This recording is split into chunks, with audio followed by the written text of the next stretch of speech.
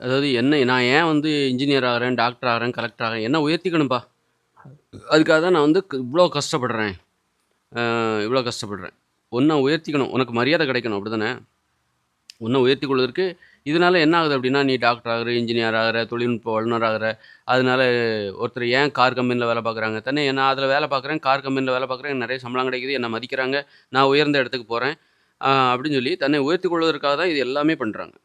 ஒரு அணு விஞ்ஞானி ஏன் அணு உலைய அதில ஏன் வேலை பார்க்குறாரு? அதன் மூலம் நான் உயர்ந்து விட்டதாக கருதுகிறார்கள். நீ ஏன்பா ஒரு ராணுவ வீரரா இருக்கிற? இன்னொரு நாட்டு கூட சண்டை போட்டுட்டு இருக்க. நான் ராணுவ வீரரா இருக்கேன். எனக்கு நெறைய சம்பளம் கிடைக்குது. என்னை எல்லாரும் மதிக்கிறாங்க. நான் உயர்ந்த உயர்ந்த இடத்துக்கு போணும். என்னை உயர்த்திக் கொள்வதற்காக நான் ராணுவ வீரரா இருக்கேன். என்னை உயர்த்திக் கொள்வதற்காக நான் ஒரு ஒரு அணு உலையில் வேலை செய்கிற அணு விஞ்ஞானியா இருக்கிறேன். என்னை உயர்த்திக் கொள்வதற்காக நான் வந்து கார்கள உற்பத்தி பண்றேன். அப்போ என்ன உயர்த்திக்கணும் அப்படிங்கிறதுக்காக, இது வந்து ரொம்ப கஷ்டமான அழிவு நிறைந்த ஒரு வழி. அழிவு நிறைந்த வழியில் நான் என்னை உயர்த்திக் கொள்வதற்காக நான் பயணித்துக் கொண்டிருக்கிறேன். ஏன்னா, நீ கார் கம்பெனில வேலை பார்க்குற, கார வடிவமைக்கிற, கார உருவாக்குற. அதனால என்ன ஆகுது அப்படின்னா, கார் ஆக்சிடென்ட்ல 10,00,000 பேர் சாகுறான். நீ உயர்ந்தவரா ஆகணும் அப்படின்னா, உன்ன போல கார் கம்பெனில வேலை பார்த்து கார உற்பத்தி பண்ணி, அது மாரி கார் வாங்குனா நான் உயர்ந்தவர். அப்படிங்கிற ஒரு கேட்டகரி அவங்களும் இருக்காங்க. அவங்களுக்காக தான் இவங்க கார உருவாக்குறாங்க. கார வாங்கிட்டா நான் உயர்ந்தவர். அப்போ இந்த மாரி உயர்ந்தவரா வாழணும் அப்படிங்கிறதுக்காக, இதனால 10,00,000 பேர் சாவுறாங்க. இந்த ஆக்சிடென்ட்னால. மோட்டார் வாகன விபத்துனால 10,00,000 பேர் சாவுறாங்க. அதுபோல நீ அணு உலை ஏன் அணு விஞ்ஞானி ஆகுற? அணு உலைகள அணு ஆயுதங்கள ஏன் தயார் பண்ற? அதனால எனக்கு சம்பளம் கிடைக்குது. என்ன மதிக்கிறாங்க. நான் ஒரு விஞ்ஞானி எல்லாரும் வியந்து பார்க்குறாங்க. நான் உயர்ந்த நிலை என்ன உயர்த்திக் கொள்வதற்காக நான் அணு உலையில வேலை பார்க்குறேன். இப்படி அணு உலைகள்ல வேலை பார்க்குறது, அதற்கான மூலப்பொருட்கள உற்பத்தி பண்றது, இது எல்லாமே தன்னை உயர்த்திக் கொள்வதற்காக, இதன் மூலம் அணு உலை விபத்துகள், அணு ஆயுதங்கள், அணுகுண்டுகள் இந்த உலகமே அழிய போது. அழியறதுக்கு எப்போ வேணாலும் தயாரா இருக்கும். அணு உலை வெடிச்சதுன்னா அவ்வளோதான். இப்ப உள்ள அணு உலைகள்லாம் பயங்கர வீரியம் மிகுந்தது. கு சு சுத்து வட்டாரம் நூத்துக்கணக்கான கிலோமீட்டர பஸ்பமாக்கிடும். அப்போ மனிதர்கள் தன்னை உயர்த்திக் கொள்வதற்காக அழிவை ஏற்படுத்துகிற வழிகளை செய்ய துணிந்து விட்டார்கள். பின்விளைவுகளைப் பற்றி அவர்களுக்கு கவலை இல்லை. பாதுகாப்பாக இருக்கிறது என உத்தரவாதம் மட்டுமே கொடுக்கிறார்கள். ஆனாலும் ஒரு அணு உலை விபத்து நடந்திருக்கு. ஏற்கனவே நடந்திருக்கு. அதுபோல மோட்டார் வாகன விபத்து டெய்லி நடந்துகிட்டு தான் இருக்கு. இப்படி எல்லா துறையிலுமே வந்து தன்னை உயர்த்திக் கொள்வதற்காக மனிதர்கள் அழிவுகளை ஏற்படுத்துகிற வழிகளில் பயணிக்கிறார்கள். நான் சொல்றேன், இத விட ஸ்மார்ட்டான வழி இருக்கு. யாருக்கும் அழிவு ஏற்படாதுப்பா. உன்ன நீ உயர்த்திக்கலாம். ஒரு மருத்துவர் தன்னை உயர்த்திக் கொள்வதற்காக நோயாளிகளை குணப்படுத்துகிற மருத்துவராக மாறுகிறார். அவர் நோயாளிகள குணப்படுத்துறாரா இல்லையா? சிகிச்சை பண்றாரு. அவருக்கு நெறைய பணம் கிடைக்குது. அவர எல்லாரும் மதிக்கிறாங்க. தன்னை உயர்த்துவதற்காக மருத்துவத்துறை தேர்ந்தெடுக்கிறார். பிறர் ஆரோக்கியமாக வாழ்வதற்கு வழி செய்தால், அவர் உயர்ந்தவராக எல்லாராலும் போற்றப்படுகிறார், மதிக்கப்படுகிறார். நான் சொல்றேன், நீ உயர்ந்தவர் ஆகுறதுக்கு ஸ்மார்ட்டான வழி இருக்கு. புத்திசாலித்தனமான வழி இருக்கு. இவ்ளோ கஷ்டப்பட தேவையில்ல. யாருக்கும் எந்த பாதிப்பும் வராது.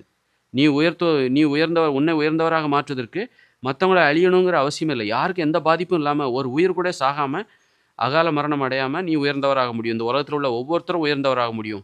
இந்த உலகத்துல இருக்கிற 800 கோடி பேரும் உயர்ந்தவராக முடியும், பிறருக்கு இடையூறு இல்லாமல். அந்த வழிய நான் சொல்றேன். என்னன்னா, உணவு கட்டுப்பாட்ட கடைபிடி. அரிசி, கேழ்வரகு, கோதுமை இதை சாப்பிட்டா நோய் வரும். அப்ப 48 நாள் நீ இத சாப்பிடக்கூடாது. 1 வாரம் தான் சாப்பிடணும். 1 வாரம் அனுபவத்துக்காக சாப்பிடணும். அரிசி, கேழ்வரகு, கோதுமை இதெல்லாம் என்ன மாரியான உணவு? சாப்பிடக்கூடாதுன்னு சொல்றாங்களே, நம்ம அப்ப அத நீ சாப்பிட்டு ஒரு பிறகு 48 நாளைக்கு நீ இத சாப்பிடாம இரு. இப்படி ஒரு உணவு கட்டுப்பாட்டை கடைபிடித்து ஆரோக்கியமா வாழு. அதுபோல ஒரு விவசாயம் ஒரு இயற்கையோட இணைஞ்சிரு. உனக்கு வாகனங்கள் வேண்டாம்.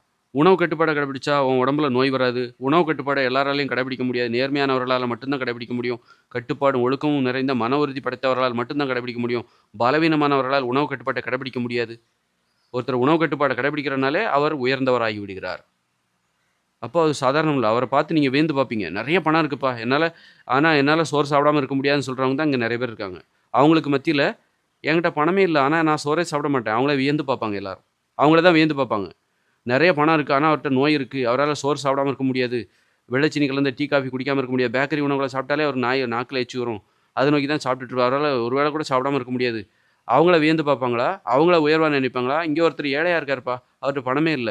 ஆனா அவரு வந்து குடிசையில தான் வாழ்றாரு. ஆனா அவரு சோறே சாப்பிடுறதில்ல. அவர் வெள்ளை சீனி கலந்த நாட்டு சர்க்கரை இதெல்லாம் குடிக்கிறதில்ல. பேக்கரி உணவு ஆனா ஆரோக்கியமா இருக்காரு. உடம்பு உறுதியா இருக்கு. ஆரோக்கியமா இருக்கு. உணவு கட்டுப்பாடு தான் காரணம். ஒழுக்கமா இருக்காரு. நேர்மையா இருக்காரு. யார வியந்து பார்ப்பாங்க? யார் உயர்ந்தவர்? இதுல யார் உயர்ந்தவர்? பாருங்க குடிசையில இருந்துகிட்டே தன்னை உயர்த்திக் கொண்டார். அவர் நல்ல குடும்பமா வாழ்றாருப்பா. சந்தோஷமா வாழ்றாரு. குடும்பம், கூட்டு குடும்பம், அன்பு, பாசம், ஆடல், பாடல், விளையாட்டு அப்படின்னு சொல்லி ஒற்றுமையா வாழ்றாரு. பிறருக்கு உதவியா வாழ்றாரு. நியாயமா வாழ்றாரு. நேர்மையா வாழ்றாரு. கெட்ட வார்த்தைகள் போடுவதில்லை. மது, சிகரெட்டு உடலுக்கு தீங்கு தருகிற மதுபானம், புகைப்பிடிக்கிற வழக்கம்லாம் அவர்ட்ட கிடையாது. அப்போ இவர் உயர்ந்தவராயிட்டார் பாருங்க. இவர்கிட்ட வாகனம் கிடையாது. இவர் குடிசையில தான் இருக்காரு. இவர்ட்ட வாகனம் கிடையாது. இவரால ஒரு வாகன விபத்து ஏற்பட்டு ஒருத்தர் சாவறதுக்கோ, படுகாயமடைவதற்கோ, உடல் ஊனமடைவதற்கோ வாய்ப்பில்ல. அந்த எளிமையா வாழ்றவரால. அப்ப அவர் உயர்ந்தவரா தான் இருக்கிறாரு. அவர எல்லாரும் வியந்து பார்க்குறாங்க. "எப்படிப்பா சோறு சாப்பிடாம இருக்கிற? எப்படிப்பா நேர்மையா இருக்கிற? எப்படிப்பா இவ்வளோ சந்தோஷமா இருக்கிற? எப்படி இவ்வளோ உணவு கட்டுப்பாடோட நோய் இல்லாம இருக்கிற? எப்படி குற்றங்கள் செய்யாம இருக்கிற? ம் உன்னால யாருக்கும் எந்த தொல்லையும் கிடையாது. நல்லா பார்த்துக்கிற. அ நல்லா அது ஆணா இருக்கலாம், பெண்ணா இருக்கலாம். உன் மனைவிய நல்லா பார்த்துக்கிற, அல்லது உன் கணவனையும் நல்லா பார்த்துக்கிற, உன் பிள்ளைகள நல்லா பார்த்துக்கிற, பிறருக்கு உன் நட்பு, சந்தோஷம்னு ஆடல் பாடல்னு எவ்வளோ ஹேப்பியா இருக்கிற." அப்படின்னா எது உயர்ந்த வாழ்க்கை? ஸ்மார்ட்டா, புத்திசாலித்தனமாவே இவரு உயர்ந்துட்டாரு. யாருக்கும் எந்தவித அழிவும் ஏற்படல. அவர் ஒண்ணும் அணு விஞ்ஞானி கிடையாது. அவருக்கு எதுவுமே தெரியாது. திறமை எதுவுமே கிடையாது. அவருக்கு அவருடைய உணவை உற்பத்தி செய்கிறார் அவ்வளோதான். அது மட்டும் தான் அவருக்கு திறமை. அவர்ட்ட திறமையே இல்ல. தொழில் திறமை நீங்க சொல்ற பணத்துக்கு சம்பளம் குடுக்குற அந்த திறமை அவர்ட்ட இல்ல. எந்த இடத்துலயும் வேலைக்கு அவர எடுத்துக்க மாட்டாங்க. ஏன்னா, அவர்ட்ட அந்த அளவுக்கு திறமை இல்ல. அதனாலயே அவர் எளிமையா வாழ்றாரு. ஆனா உணவு கட்டுப்பாடு. நோய் இல்லாம வாழ்றாரு. அவர்ட்ட பணம் இல்ல. வைத்தியம் பார்க்க பணம் இல்ல. நோய் வராம இருக்கிறதுக்கு உணவு கட்டுப்பாடு. அது மாரி உடம்ப உறுதியா வச்சுக்கிறாரு. பிறருக்கு உதவி செய்றாரு. அன்பு, பாசம், காதல், சந்தோஷம், ஆடல், பாடல், நட்புன்னு சொல்லிட்டு ஒரு சந்தோஷமான வாழ்க்கை, உயர்ந்த வாழ்க்கை இது. பிறருக்கு இடையூறு இல்லாமல் தன்னை உயர்த்திக் கொண்டார். ஆனா, நீ ஆடம்பரமா, அணு விஞ்ஞானியா, மருத்துவரா அல்லது பொறியியலாளரா, ஒரு வாகன உற்பத்தி நிறுவனத்தில் வேலை செய்கிற ஒருவராக இப்படியெல்லாம் நீ வேலை செய்து உன்னை உயர்த்திக் கொள்ள நெனச்சா, அதனால எத்தன பேர் சாவறாங்கன்னு நெனச்சு பாரு. எத்தன பேருக்கு ஆபத்து பாரு. இந்த பூமியே அழிஞ்சு போயிரும்.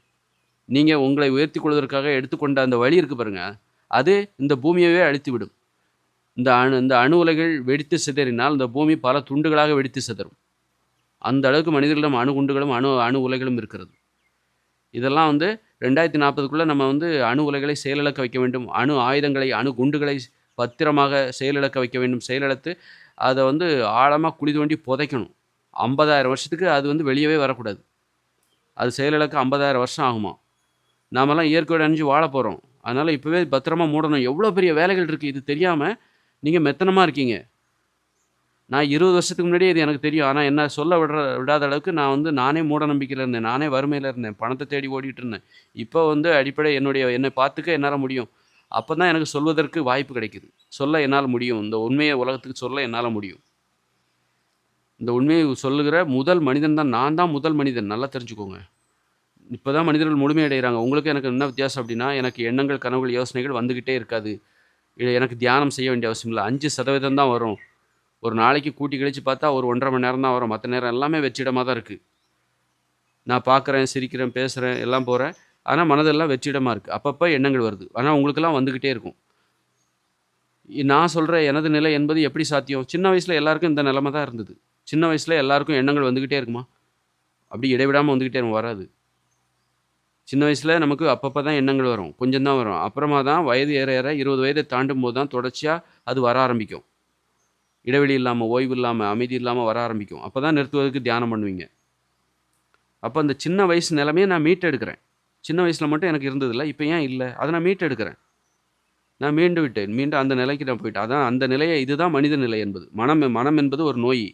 மரண பயத்தினால ஏற்பட்ட உணவுச் சங்கிலியினால பிற உயிர்கள் நம்மை வேட்டையாடுவதால் ஏற்பட்ட மரண பயத்தால் நமக்கு ஏற்பட்ட நோய் தான் மனம் என்கிற நோய்.